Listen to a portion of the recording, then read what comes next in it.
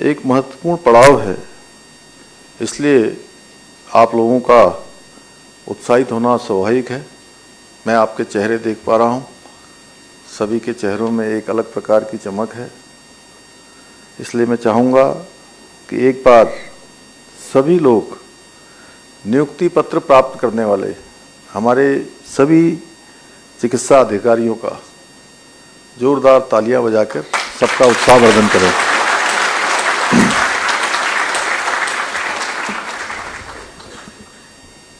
मुझे पूरा विश्वास है कि 220 चिकित्सा अधिकारियों की नियुक्ति के पश्चात हमारे मेडिकल कॉलेजों में मरीजों को त्वरित चिकित्सा सेवाएं उपलब्ध हो सकेंगी।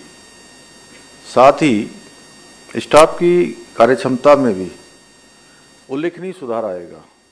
मेरा मानना है कि एक सशक्त चिकित्सा तंत्र और प्रशिक्षित चिकित्सा अधिकारी किसी भी राज्य की चिकित्सा सेवाओं की रीढ़ होते हैं, जो आपात स्थितियों से लेकर सामान्य चिकित्सा सेवाओं की गुणवत्ता को भी सुनिश्चित करते हैं। साथियों, आप सभी को सौंपा जा रहा ये नियुक्ति पत्र मात्र सरकारी सेवा का अवसर नहीं है, बल्कि ये मानव सेवा के प्रति आपका समर्पण और आपके संकल्प का प्रतीक भी है। इस कार्य में चिकित्सकीय ज्ञान के साथ साथ मरीजों के प्रति गहरी सहानुभूति, धैर्य और सेवा भावना भी आवश्यक होती है। जैसा अभी आदरणीय गणेश जोशी जी आप सबको अपने भाव के द्वारा अपनी बात कहने का उन्होंने प्रयास किया है, क्योंकि अब आप मात्र एक डॉक्टर नहीं हैं, बल्कि देवभूमि के आरोग्य प्रहरी भी हैं। सभी को आरोग्य देना आप सबके जीवन का संकल्प होना चाहिए। मुझे पूरा विश्वास है कि आप सभी पूर्ण निष्ठा के साथ, समर्पण के साथ, पूरी संवेदनशीलता के साथ अपने दायित्वों का निर्वहन करेंगे और प्रदेश की स्वास्थ्य सेवाओं को एक नई ऊंचाई प्रदान करने में महत्वपूर्ण भूमिका निभाएंगे।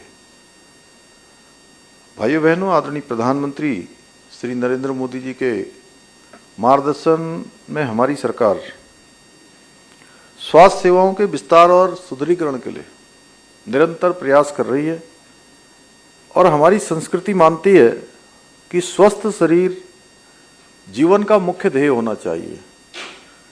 हमारे उत्तराखंड के लोक कवि गुमानी पंत जी ने लिखा है कि प्रथम देह को जतन कर लो, प्रथम देह को जतन कर लो, फिर साधना होली। यानी अर्थात सर्वप्रथम शरीर का ध्यान रखें, तभी कोई भी काम ठीक प्रकार से हो सकता है।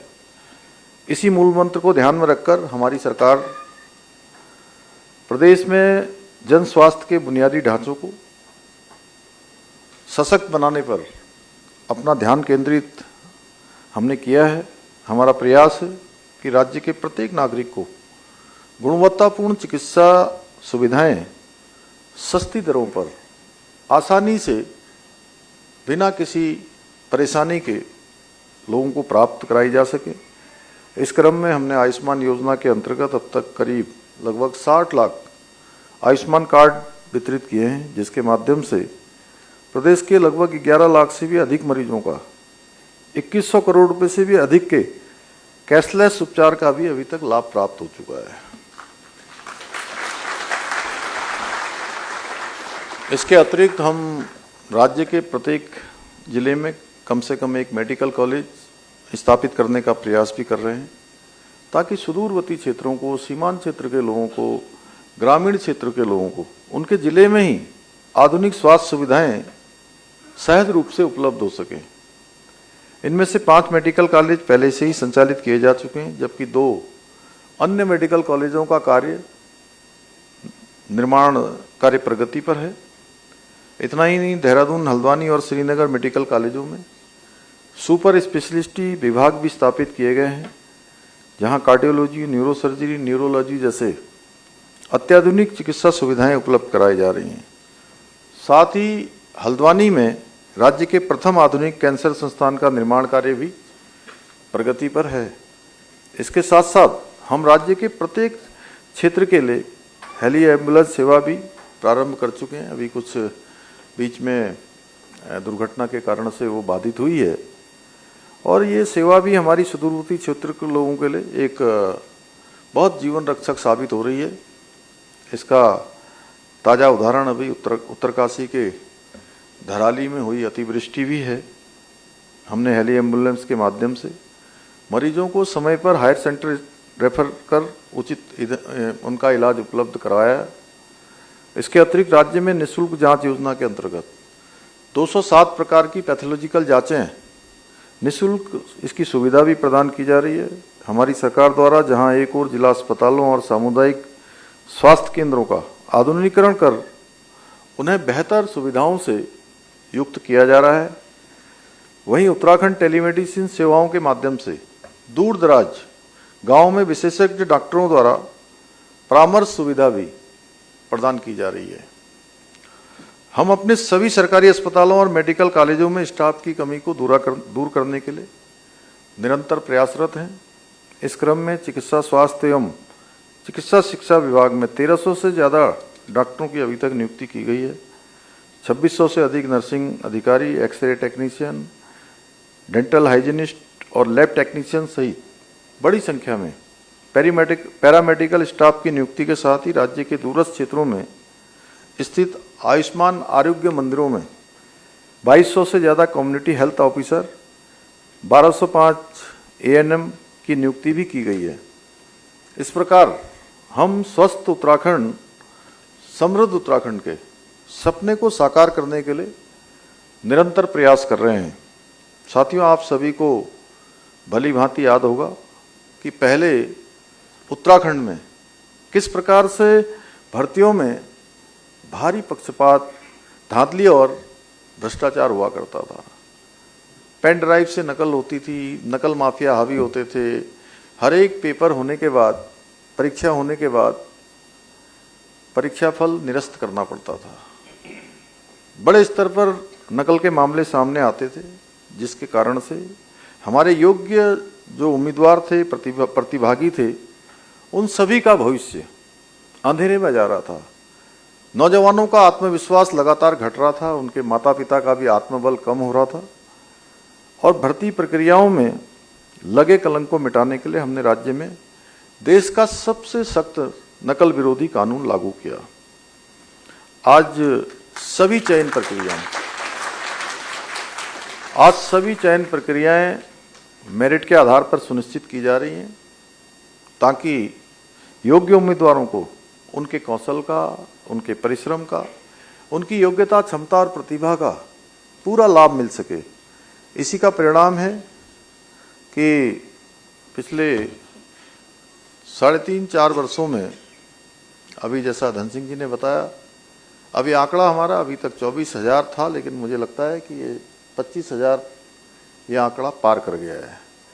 25,000 के लगभग नियुक्तियां हमारे युवा लोगों ने सरकारी नौकरियां पाने में सफलता प्राप्त की है और आज आप सबको नियुक्ति पत्र मिलने के पश्चात ये संख्या और बढ़ जाएगी। साथियों, आज के अवसर पर मेरा आप सभी से एक निवेदन है। आप सबसे मैं निवेदन कर सकता हूं? अरे इतनी कम आवाज क्यों आ रही है आप लोगों की? आपकी आ रही है डॉक्टर साहब। आप भी डॉक्टर हैं ना? ये भी डॉक्टर ही है, कम लोगों को पता होगा। तो करूँ ना, आप मानोगे? सच में मानोगे ना? मेरा आप सभी से निवेदन है, जब भी आपको हमारे सुदूरवर्ती क्षेत्रों में, पर्वतीय अंचलों में सेवा करने का अवसर मिले, तो कभी उसको जो है केवल टाइम काटना मत समझिएगा, उसको बोझ मत समझिएगा और परेशानी मत मानिएगा, उसका आनंद लीजिएगा। क्योंकि जब आप ऐसी जगह पर जाकर लोगों का इलाज करते हैं और उनकी सहायता करते हैं, तो सच में जो उनकी दुआएं मिलती हैं वो भगवान के आशीर्वाद से कम नहीं होता है।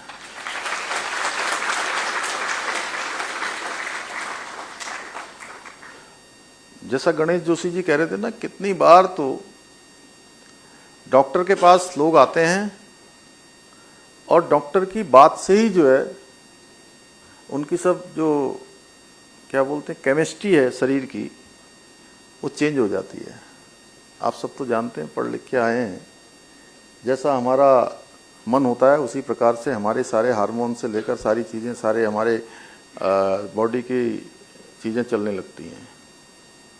तो किस प्रकार का भाव होना चाहिए, मैंने कोई डॉक्टरी नहीं पढ़ी है, लेकिन मैं डॉक्टरों के संपर्क में बहुत रहा हूँ,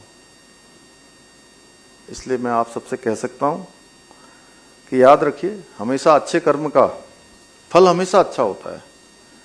और एक बात और याद रखिएगा, हम सब लोग जीवन में जो भी काम करते हैं, यानी जो भी जिम्मेदारी हमको मिली है, उस जिम्मेदारी के प्रति हम पूरे समर्पण के साथ काम कर रहे हैं कि नहीं कर रहे हैं, पूरी ईमानदारी के साथ कर रहे हैं कि नहीं कर रहे हैं। जिस काम के लिए हमको दायित्व मिला है, जिम्मेदारी मिली है या हमको नियुक्ति मिली है, अगर हम उसको पूरे प्राणों प्रण के साथ, जितनी मेरी क्षमता है, प्रतिभा है, जितना मेरे अंदर शक्ति है, सामर्थ्य है, अगर मैं उसको 100% डिलीवर कर रहा हूं, तो तय मानिए कि भगवान का आशीर्वाद तो आपको मिल ही रहा है। लोगों की जो दुआएं मिल रही हैं वो ऐसे हो रहा है जैसे कि बैंक में हम पैसा जमा करते हैं तो हमारा बैंक बैलेंस बढ़ता जाता है। उसी प्रकार हमारे कर्मों का अच्छा जो पुण्य है वो भगवान के यहाँ जो अकाउंट बना रहता है उसमें जमा होता रहता है। अच्छे कर्म करते जाइए, वो इतना बढ़ जाएगा कि अगले जन्म में भी काम आएगा, उसके बाद उसके अगले जन्म में भी काम आएगा, उसके अगले जन्म में भी काम आएगा, और जन्मों जन्मों तक वो पुण्य आपके साथ चलता जाएगा। भगवान की कृपा आपको मिलती जाएगी। क्यों होता है ना ऐसा? क्यों गणेश जोशी जी, होता है कि नहीं ऐसा? देखिए, और कई बार जो है आप सबने महसूस किया होगा, कई बार जब हम विपत्ति में पड़ जाते हैं तब भी हमको अपने चीज़ें याद आती हैं और भगवान याद आते हैं उस समय। इसलिए हम अच्छे समय में भी भगवान का स्मरण करें। हर समय ये सोचिए कि ये केवल हमारे मीडिया वालों के कैमरे नहीं जो सामने लगे हैं, ये कैमरे तो कभी चल सकते हैं और कभी बंद भी हो सकते हैं, लेकिन एक कैमरा वो सुई से भी बारीक चीज़ों को, एक कण को भी देखने वाला जो कैमरा है वो भगवान का लगा हुआ है ऊपर से। उस कैमरे से कोई नहीं बच सकता है। इसलिए मानिए कि वो कैमरा आपके साथ हर समय चल रहा है, सोते हुए, जागते हुए, काम करते हुए, हर जगह वो कैमरा लगा है। वो इतना सूक्ष्म कैमरा है कि उससे कुछ भी नहीं छुप सकता है। कोई चीज़ उस कैमरे की जो है, जो आपके और कैमरे के बीच में चीज़ें हैं, उसको कोई भी रोक नहीं सकता है। इसलिए दुनिया में अगर एक पत्ता हिलता है, एक कण भी इधर से उधर होता है, तो वो केवल उसी की इच्छा से होता है। इसलिए वो हम सबके कामों का हमेशा आकलन करता है। सच तो यह है कि उत्तराखंड में पहले के समय में कई डॉक्टर ऐसे भी रहे जिन्होंने कठिन परिस्थितियों के बावजूद, कठिन चुनौतियों को स्वीकार करते हुए दुर्गम इलाकों में रहना और सेवा करना, उन्होंने उसकी राह चुनी। जो आत्मसंतोष, जो सच्चा जॉब सेटिस्फेक्शन हमें ऐसे अभावग्रस्त इलाकों में काम करने में मिलता है, वो बड़े शहरों में लाखों करोड़ों रुपए कमाकर भी नहीं मिल सकता। इसलिए साथियों, मुझे पूरा विश्वास है कि आप सभी पूरी निष्ठा के साथ, पूरे समर्पण के साथ अपने दायित्वों का निर्वहन करेंगे और देशपाल परिस्थिति के अनुरूप आप सब एक चिकित्सक के साथ साथ समाज के बीच में बहुत बड़ा समन्वय करने का काम भी करना है, क्योंकि इतनी अच्छी आपने शिक्षा ली है, अच्छे अच्छे मेडिकल कॉलेजों में आपकी पढ़ाई हुई है, परवरिश हुई है, अच्छे संस्कार हैं। आप देश दुनिया को देख कर जा रहे हैं, पूरी दुनिया आप समझते हैं। वो जो आपके अंदर संस्कार आए हैं, जो आपने अनुभव प्राप्त किया है, जो शिक्षा प्राप्त की है, ज्ञान प्राप्त किया है, वो ज्ञान आपका हर एक व्यक्ति के काम आना चाहिए। और हम जो आज हम लोग हर क्षेत्र में, देश में हमारी स्थिति हर एक उत्तराखंडी वासी की ऐसी बन गई है कि हम लोग किसी भी क्षेत्र में ये कह सकते हैं